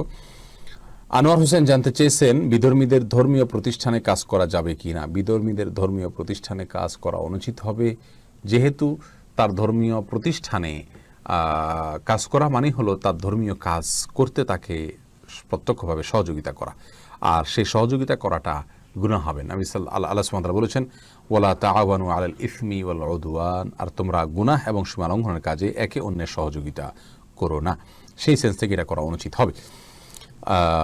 এরপরে ইনান আহমেদ আপনি জানতে চেয়েছেন জিহাদ সম্পর্কে বলেন। ভাই ইনান, জিহাদ সম্পর্কে বলবো যে জিহাদ আল্লাহ সুবহানাহু ওয়া তাআলার মহান বিধান। জিহাদকে যদি কেউ অস্বীকার করে, তাচ্ছিল্য করে, জিহাদকে ফরজিয়াতকে তার বাধ্যবাধকতাকে অস্বীকার করে, বা এটাকে কেউ যদি বর্বর মনে করে, তাহলে সে ইসলাম থেকে খারিজ হয়ে যাবে, কাফের হয়ে যাবে। আর এই জিহাদ এটার সাথে আবার জেহাদের নামে যদি কোনো কেউ সন্ত্রাস করে, জেহাদের নামে যদি কেউ এমন কোনো কাজ করে যেটাকে জেহাদ বলা যায় না, শরিয়াতের জেহাদের সংজ্ঞায় না পড়ে না, ওলামা একরাম পৃথিবীর ওলামা একরাম যদি সেটাকে জেহাদ হিসাবে আখ্যায়িত না করেন, এবং না করেন বলতে সেটা যদি ওই গ্রাউন্ড থেকে না করেন, শরিয়তের গ্রাউন্ড থেকে, তাহলে সেক্ষেত্রে সেটাকে জেহাদ না বলে আমরা সন্ত্রাসী বলবো, যদি সেটা প্রকৃত অর্থে সন্ত্রাস হয়। নিরীহ মানুষ হত্যা করা, খুন করা, নিরপরাধ মানুষ খুন করা, এবং আপনার এই টাইপের আরও যত কাজ আছে সেগুলো যদি করা হয়। বাকি এর বাইরে মূলত জেহাদের বিধানকে অস্বীকার করার কোনো সুযোগ মুসলমানের নাই। জিহাদ কখনো কখনো ফরজে আইন হয়, কখনো কখনো ফরজে কেফায়া হয়। জেহাদের আলোচনা এবং জেহাদের স্পৃহা মানুষের ভিতরে থাকতে হবে। তবে মনে রাখা উচিত যে জেহাদ ফরজ হওয়া, বিশেষ করে ফরজে আম হওয়াটা, এটা অনেকগুলো বিষয়ের উপর নির্ভর করে। আমাদের দেশে প্রচলিত যে সমাজে আমরা আছি, এই সমাজে আমরা এই দেশের মধ্যে থেকে আমাদের জেহাদ করার স্কোপ নাই। এই জন্য যে এই সমাজের ভেতরে আমরা যারা অমুসলিম আছে তাদেরকে আমাদের সরকার থাকার অনুমোদন দিয়েছেন, তারা অনুমোদিত, তারা দেশের নাগরিক, তাদের জান মাল রক্ষা করা আমাদের জন্য কর্তব্য। নবী সাল্লাল্লাহু আলাইহি ওয়াসাল্লাম বিভিন্ন হাদিস থেকে সেটি বোঝা যায়। আর এর বাইরে এখানে আপনি কার সঙ্গে জেহাদে লিপ্ত হবেন? যদি কেউ মুসলমানের ভান ধরেন কিন্তু ভেতরে ভেতরে তিনি অমুসলিম বলে আপনার মনে হয়, তাহলে মুনাফেক, আর তার সাথেও আপনি জেহাদ করার কোনো সুযোগ নাই। আর তাছাড়া ব্যক্তিগতভাবে কোনো মানুষ যদি অন্যায় করে, এমনকি কুফরি করে, আপনি তাকে হত্যা করে ফেললেন, এরকম যদি দায়িত্ব আপনার কাঁধে তুলে নেওয়ার অধিকার আপনাকে আমরা দেই, তাহলে সেক্ষেত্রে সারা দেশেই বিশৃঙ্খলা হবে। যার কারণে ইসলাম কোনো কেউ অপরাধ করলে তাকে বিচারিকভাবে হত্যার বা শাস্তিকে কার্যকর করার, যদি হত্যার করার মতো অপরাধ হয়, মৃত্যুর মতো অপরাধ হয়, তাহলে সেটা না হলে যে শাস্তি সেটা কার্যকর নির্দেশ করে।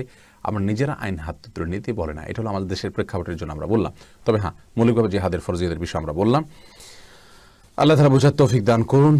এরপরে প্রশ্ন আমরা দেখতে পাচ্ছি এমডি সালাউদ্দিন করেছেন, সিজদায়ে সুবহান রাব্বিয়াল আলা এরপর আল্লাহুম্মা গফিরলি ওয়ারহামনি ওয়াহদিনি ওয়ারজুকনি ওয়াআফিনি পড়া যাবে কি না?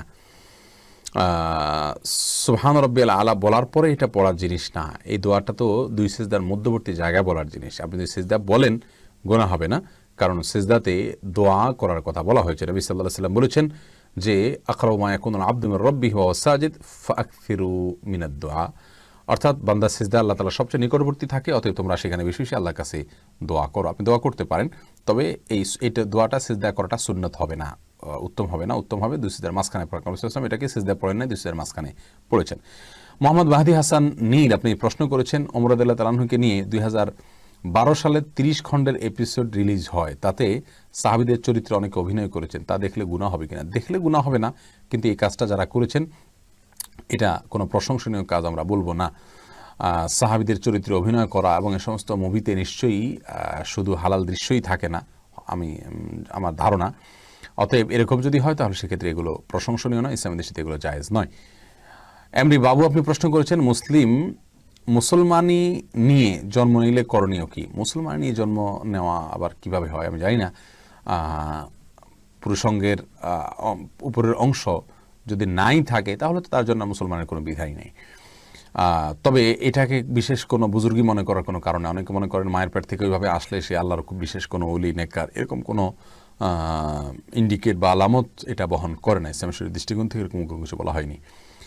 আচ্ছা, এম কে রুবেল হোসাইন আপনি জানতে চেয়েছেন ফসলের জাকাত কিভাবে দিতে হবে জানাবেন। ফসলের জাকাত আপনি দিবেন যদি ফসল নির্দিষ্ট নিসাব পরিমাণ হয়, বছরে যতবার হবে ততবার আপনাকে দিতে হবে। 16 মান যদি হয় তাহলে দিতে হবে। আবার অনেকের মতে কোনো নেশাব না, যাই হবে সেখান থেকে আপনাকে দিতে হবে। যদি আপনি নিজে পানি সেঞ্চন করে ফসল করে থাকেন তাহলে সেক্ষেত্রে আপনাকে 20 ভাগের 1 ভাগ দিতে হবে। আর যদি আসমানি পানি থেকে হয় তাহলে আপনাকে 10 ভাগের 1 ভাগ দিতে হবে।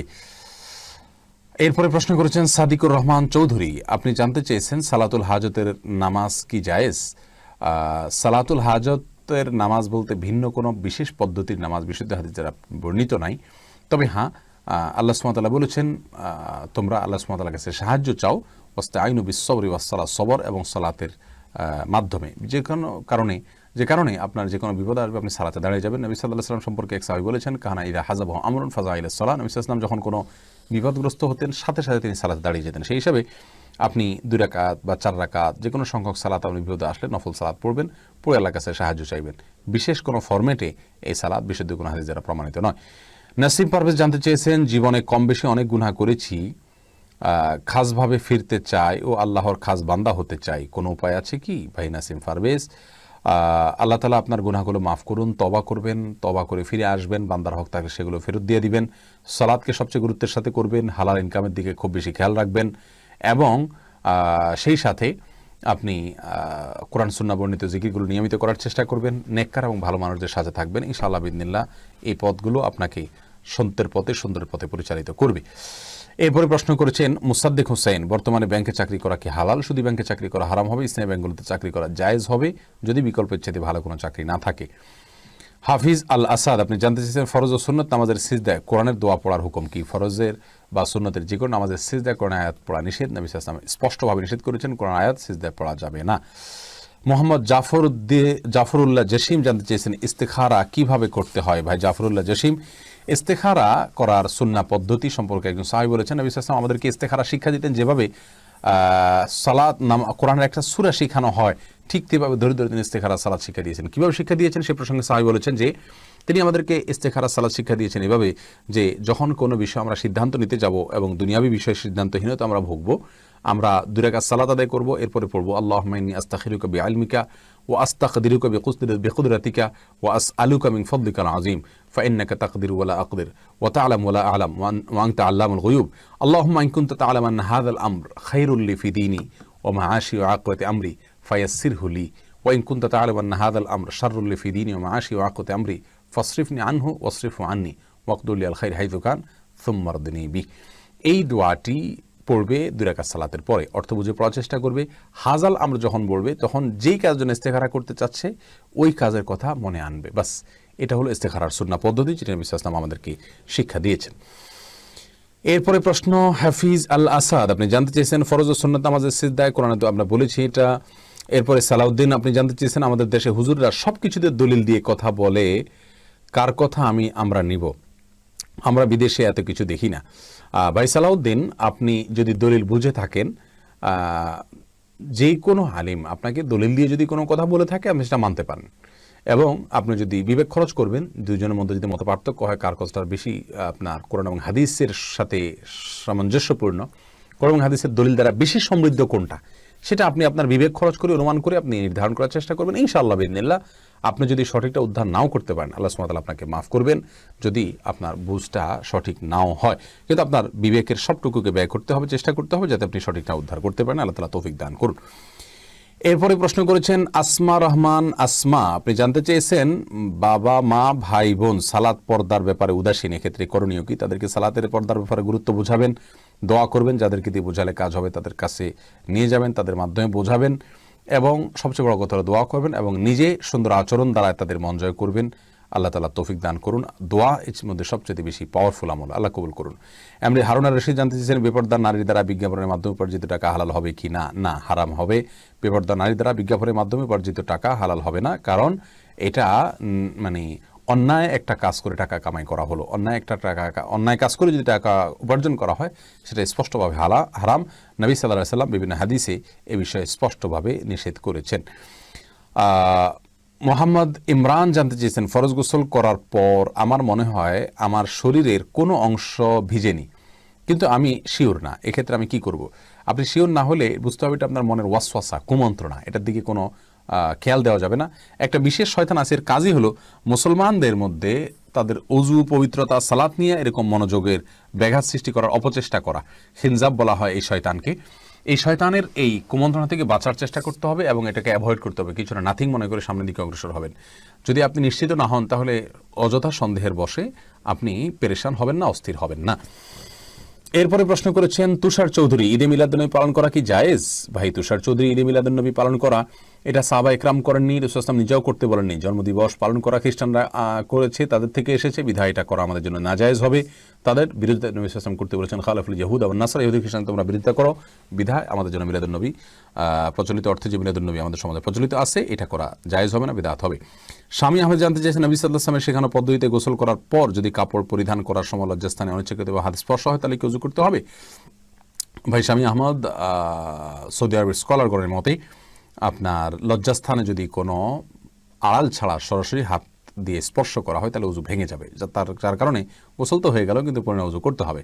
আর আমাদের উলামা ইকরামের দৃষ্টিকোণ থেকে লজ্জাস্থানে হাত লাগলে ওযু ভাঙবে না, এবং ওযু ভাঙার সপক্ষে একটি হাদিস রয়েছে, আবার এর বিপরীতেও হাদিস রয়েছে, কোনোটাকে উড়িয়ে দেওয়ার মতো নয়। তবে বিষয়টি উলামা ইকরামের মতো পার্থক্যপূর্ণ বিষয়, উভয় মতের দলিল আমি উল্লেখ করলাম। ফাহাদ মোহাম্মদুল্লাহ, আপনি জানতে চাইছেন মহিলাদের কবরস্থানে যাওয়া নিয়ে কিছু বলুন। ভাই ফাহাদ, নবী সাল্লাল্লাহু আলাইহি ওয়াসাল্লাম মহিলাদের কবরস্থানে যেতে নিষেধ করেছেন। অনেক উলামা ইকরাম বলেন অতিরিক্ত গেলে সেটা নিষেধ, সাধারণভাবে গেলে নিষেধ না, কারণ নবী সাল্লাল্লাহু আলাইহি ওয়াসাল্লাম এক হাদিসে আসছে, তিনি বলেছেন যে আল্লাহ তাআলা লানত অভিশাপ হয় জাওয়ারাতুল কুবুর, অর্থাৎ বেশি বেশি যারা যে সমস্ত মহিলারা জিয়ারত করে কবরের তাদের ঘরে। আর এর মধ্যে সবচেয়ে বিশুদ্ধতম মত হলো যে না, মহিলারা কবরস্থানে যে জিয়ারত করবেন না, দূরে থেকে ওয়ালে বাহির থেকে তারা হয়তো জিয়ারত করতে পারেন, নিজের জায়গা থেকে তার জন্য দোয়া করতে পারেন। কেন যে করতে পারবেন না এই কারণে কোনো উত্তর নেই। সবচেয়ে বড় উত্তর নবী সাল্লাল্লাহু আলাইহি ওয়াসাল্লাম নিষেধ করেছেন, তিনি ভালো জানেন কেন নিষেধ করেছেন। ইসলামী শরিয়ার কোনো কাজই কোনো না কোনো উপকারিতাতে খালি নেই।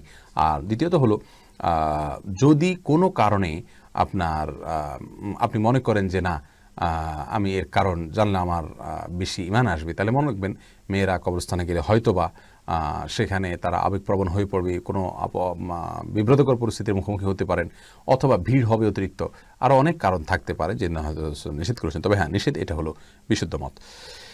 এরপরে প্রশ্ন হলো রাজন আহমেদ, আপনি জানতেছেন আমি একজনের কবরের আযাব হচ্ছে এমন স্বপ্ন দেখেছি, আমি কি করব? আপনার বিশেষ কিছু করার নাই, তার জন্য আল্লাহর কাছে মাফ চান, তার পক্ষ থেকে সদকা করেন। ওয়াও মোজা টিভি আইডি থেকে প্রশ্ন করেছেন ইমামের সাথে সালাম ফেরানো কি বিদআত? না, আমি বিদআত বলবো না। ইমামের সঙ্গে সঙ্গে সালাম ফিরাবেন নাকি ইমাম সালাম পরে সালাম ফিরাবেন? আমি বলবো ইমাম সালাম ফেরানোর পরে করবেন, কারণ ইমামকে অনুসরণ করতে বলা হয়েছে। যখন ইমাম যখন করবে তারপরে করলে ওটাকে অনুসরণ করা হবে, সাথে সাথে করলে অনুসরণ করা হবে না, কিন্তু এটাকে বিদআত বলা যাবে না, সালাত হয়ে যাবে যদি কেউ সাথে সাথে করেন। মাসুদ আলম জানতে চেয়েছেন স্ত্রী এবং স্বামী একসাথে ফরজ, সুন্নাত বা নফল নামাজ একত্রে জামাতে পড়া যাবে কিনা, গেলে কিভাবে? পারবেন। স্বামী বা পুরুষ সামনে থাকবেন আর পিছনে স্ত্রী থাকবেন, মেয়েরা যে কাতারে থাকবেন সে কাতারে বালেগ কোনো ছেলেরা থাকবেন না, ছেলেদের কাতার আলাদা হবে, মেয়েদের কাতার আলাদা হবে, এভাবে করলে করতে পারেন, সুবিধা নেই। ওয়াজদুর রহমান, আপনি জানতে চেয়েছেন মুসলিম দেশ থেকে অমুসলিম দেশে বসবাস করার হুকুম কি? শরীরের দৃষ্টিতে উত্তর আশা করছি।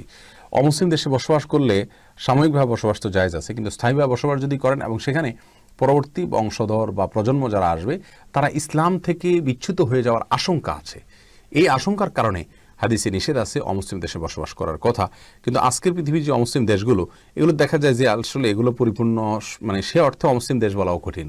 মানে এগুলো এমন একটা পর্যায়ে চলে গেছে যে মুসলমানদের প্রচুর পরিমাণ মুসলমান সেখানে বসবাস করেন এবং মুসলমানদের নিজস্ব সোসাইটি, কৃষ্টি, কালচার সেখানে গড়ে উঠেছে, এবং আপাতদৃষ্টিতে মুসলমানদের সন্তানরা বেঈমান হয়ে যাওয়ার ভয়টাও তুলনামূলকভাবে অনেক কম। যদি এরকম হয় তাহলে সেক্ষেত্রে সেখানে বসবাস করাটা হারাম হবে না, যদি অন্তত পরবর্তী জেনারেশন কাফের হওয়ার আশঙ্কা না থাকে, আর তা না হলে অনুচিত হবে সেখানে বসবাস করা। কেম রুবেল এইচ হোসেন, আপনি জানতে চেয়েছেন ছেলেরা কি পিতামাতার অনুমতি বাদে বিবাহ করতে পারে কিনা? ওলামায়ে হানাফের দৃষ্টিকোণ থেকে পারে, ছেলে যদি প্রাপ্তবয়স্ক হয়, এবং অন্যান্য ওলামায়ে কেরামের মতে পারে না, কারণ ছেলেরা পারে কিন্তু মেয়েরা অনুমতি ছাড়া বিবাহ করতে পারে না। ছেলেরা বিবাহ করতে পারবে যদি তারা প্রাপ্তবয়স্ক হয়। শরীফ হোসেন জানতে চেয়েছেন ইমামের নামাজ শেষে কি আর জামাত করা যাবে? আমাদের উলামায়ে কেরাম এটাকে মাকরুহ বলে থাকেন, কিন্তু নবী সাল্লাল্লাহু আলাইহি সাল্লাম থেকে একাধিক জামাত মসজিদে প্রমাণিত আছে। এক ব্যক্তি পরবর্তীতে মসজিদ নবীতে আসছেন, জামাত শেষ হওয়ার পরে নবী সাল্লাল্লাহু আলাইহি সাল্লাম বলছেন তার জন্য কে নফল নামাজ পড়বে, তখন অর্থাৎ তার সাথে কে যোগ দিবে, তখন ফরজ পড়েছেন যিনি, তিনি উঠে তার সঙ্গে যোগ দিয়ে নফল সালাত পড়েছেন। তো এখান থেকে বোঝা যায় যে এটা একেবারে উড়িয়ে দেওয়ার মতো বিষয় নয়। মোহাম্মদ ইউসুফ প্রশ্ন করেছেন, বারবার তওবা করার পরও যদি কোনো গুনাহ থেকে বাঁচতে না পারি তাহলে কি করব? দেখুন, গুনাহ বারবার তওবা না বাঁচতে না পারলে আতঙ্কের কোনো কারণ নেই, যতবার গুনাহ হবে সাথে সাথে আবার তওবা করবেন। তবে হ্যাঁ, তওবা মানে প্রতিবারই চেষ্টা করবেন টিকিয়ে রাখার জন্য আপ্রাণভাবে, কিন্তু যদি কোনোভাবে তওবা ভঙ্গ হয়ে যায় নার্ভাস হওয়ার কোনো কারণ নাই। আল্লাহ তাআলা বারবার তওবা করলে আল্লাহ তাআলা ক্ষমা করবেন ইনশাআল্লাহ। আল্লাহ তাআলার গুণবাচন হলো তাওয়াব, যিনি বারবার অনেক বেশি ক্ষমা করেন তাকে বলা হয় তাওয়াব, যার কারণে বারবার গুনাহ হলে বারবার তওবা করতে থাকবেন। তবে হ্যাঁ, আপনার প্রত্যেকবারই চেষ্টা করবেন, আপ্রাণ চেষ্টা করুন যাতে তওবা যাতে ভঙ্গ না হয়। আল্লাহ তাআলা আপনাকে সাহায্য এবং সহায়তা করুক, তৌফিক দান করুক। মনুর প্রান্তরে আইডি থেকে প্রশ্ন করেছেন, জীবন বীমা বা লাইফ ইন্স্যুরেন্স করা কি জায়েজ আছে? ইন্স্যুরেন্সের যতগুলো ফরম্যাট প্রচলিত আছে এগুলো সবগুলো নাজায়েজ এবং হারাম, এটা পৃথিবীর প্রায় সমস্ত উলামা একরামের মত। প্রচলিত ফরম্যাটের কথা আমি বলছি যেগুলো আছে। জ্ঞানের আলো আইডি থেকে প্রশ্ন করেছেন, বিকাশে ব্যবসা করা কি জায়েজ আছে? বিকাশের ব্যবসা সেটুকু করা জায়েজ আছে যেটুকুর সাথে আপনি সুদ নিচ্ছেন না, সার্ভিস দিচ্ছেন, সার্ভিস ফি নিচ্ছেন, এরকম যদি হয় তাহলে সেটা জায়েজ আছে, এর বাইরে জায়েজ নাই। মোহাম্মদ সজীব জানতে চেয়েছেন, আমি যদি জামাতে 1-2 রাকাত মিস করি তাহলে আমি কখন সানা পড়ব? আপনি সানার বিষয়টা প্রথম কথা হলো, সানা পড়া তো ফরজ বা ওয়াজিব নয়। সানা মূলত ইস্তেফতাহ সালাত, সালাতের শুরুতে পড়া জিনিস। যদি শুরুতে আপনি না পড়েন তাহলে পরবর্তীতে সানাত পড়বেন না। টেকটিন চ্যালেঞ্জ চ্যানেল আপনি এআইডি থেকে প্রশ্ন করেছেন, আমি ভারতের আসাম থেকে, আমি মাসুম আহমেদ। হুজুর, আমার চোখে এবং শরীরের অঙ্গ লাফায়, এটা কেন হয় এবং কোনো দোয়া আছে কিনা? এটার জন্য বিশেষ কোনো দোয়া আমার জানা নাই, এই জন্য ডাক্তার দেখাইতে পারেন। তবে অঙ্গ লাফাইলে বিশেষ কোনো ভালো সংবাদ খারাপ সংবাদ হয় এরকম অনেক কথা মানুষ বলে থাকে, এগুলোর কোনো ভিত্তি ইসলামের শরীয়তে নাই। নূর ইব্রাহিম হোসেন জানতে চেয়েছেন, আমার বিয়ের পরে পারিবারিক জীবনে অনেক ঝামেলা হচ্ছে, আমি এটা কি করতে পারি? আপনি কোনো ভালো এবং বিচক্ষণ আলেমের সাথে দেখা করুন, শরণাপন্ন হন, তার পরামর্শ নিন, সেটা ইনশাআল্লাহ আপনার পুরো বিষয়টা শুনে তিনি আপনাকে পরামর্শ দিতে পারবেন। তারিক কবির, তবে আমি আপাতত দৃষ্টিতে আপনাকে বলবো আল্লাহর কাছে দোয়া করুন, সেজদা বিশেষ করে কান্নাকাটি করুন ইনশাআল্লাহ বিদিনিল্লাহ। তারিক কবির আপনি জানতে চেয়েছেন, এনজিও কি হারাম? এনজিও হারাম হবে কেন? নন গভর্নমেন্ট অর্গানাইজেশন, এটা তো হারামের কিছু নাই। এনজিওর কার্যক্রমের উপর নির্ভর করবে হালাল হবে নাকি হারাম হবে। যদি খারাপ কার্যক্রম করে তাহলে সে এনজিওর কার্যক্রম হারাম হবে, আর না হলে না। আলমগুল হোসেন জানতে চেয়েছেন, আমি ভারত থেকে বলছি, বর্তমান পরিস্থিতি আমাদের করণীয় কি হবে? আমরা ইনশাআল্লাহ আপনাদের করণীয় প্রসঙ্গে কোনো একটা ভিডিও ক্লিপও বলবো। তবে সবচেয়ে বড় কথা হলো, আপনাদের দেশে ওলামা ইকরাম আপনাদের পরিস্থিতি সবচেয়ে ভালো ওয়াকিফাল, তাদের কাছ থেকে আপনারা সমাধান জানার চেষ্টা করলে সেটা ভালো হবে। তারা জায়গায় আছেন, তারা ভালো বলতে পারবেন। এরপরে হাফরাজ শফিকুল আপনি শফিকুল আপনি জানতে চেয়েছেন, একজন স্টুডিও ব্যবসায়ী আমার ব্যবসায়ের দরকারি ছবি ছাড়া উঠাই না। আচ্ছা, আপনি স্টুডিও ব্যবসায় দরকার ছবি ছাড়া উঠান না, ইসলামের দৃষ্টিতে জায়েজ হবে কিনা? হ্যাঁ, যদি এরকম হয় তাহলে জায়েজ হবে ইনশাআল্লাহ। এমডি রিয়াদ হাসান রাসেব আপনি জানতে চেয়েছেন, আত্মহত্যা করা ব্যক্তির কি জান্নাতে যাবে? আত্মহত্যা করা ব্যক্তির জন্য কি দোয়া করা যাবে? দোয়া অবশ্যই করা যাবে, তবে আত্মহত্যা করা কবিরা গুনাহ, আপাতত দৃষ্টিতে জাহান্নামে যাবে বলে মনে হয়, কিন্তু আল্লাহ তাআলা চাইলে তাকে ক্ষমা করে দিতে পারেন। ফাতেমা খাতুন জানতে চেয়েছেন, এখনও কি সময় আসেনি বিশ্ব মুসলিমদের জন্য কুনুতে নাজালা পড়ার? কুনুতে নাজালা পড়ার সময় আর বহুত আগেই হয়েছে, সবাই কুনুতে নাজালা পড়া উচিত প্রত্যেক মসজিদ থেকে। আল্লাহ তাআলা আমাদের সেই তৌফিক দান করুন। প্রিয় দর্শক, দেখতে দেখতে আমাদের নির্দিষ্ট সময় শেষ হয়ে গেছে। চেষ্টা করেছি অনেকগুলো প্রশ্ন উত্তর দেওয়ার জন্য, তারপরেও প্রতিবারের মতো এবারও অনেকগুলো প্রশ্ন রয়ে গেছে যেগুলোর উত্তর আমরা দিতে পারিনি, আমাদেরকে ক্ষমা সুন্দর দৃষ্টিতে দেখবেন। প্রিয় দর্শক, একেবারে শেষ প্রান্তে আসুন্নাহ ফাউন্ডেশন স্টুডিও থেকে আপনাদের উদ্দেশ্যে সরাসরি প্রশ্নোত্তরমূলক অনুষ্ঠানের আজকের এই পর্বে আমরা বিদায় নেওয়ার আগে আবারও শুকরিয়া জানাচ্ছি সে সমস্ত ভাইদেরকে যারা আমাদের লাইভ অনুষ্ঠানকে সুন্দরভাবে সম্প্রচার করবার জন্য একটা উন্নত পিসি, সিপিইউ এবং সেই সাথে আপনার একটা প্রোগ্রাম এবং আরও কিছু যন্ত্রপাতি ইত্যাদি আমাদের কেনার প্রয়োজন হয়েছে, সেগুলো কেনাতে যারা সাহায্য করেছেন, সহায়তা করেছেন, আল্লাহ সুবহানাহু ওয়া তাআলা আপনাদেরকে এই জন্য সর্বোত্তম বিনিময় দান করুন।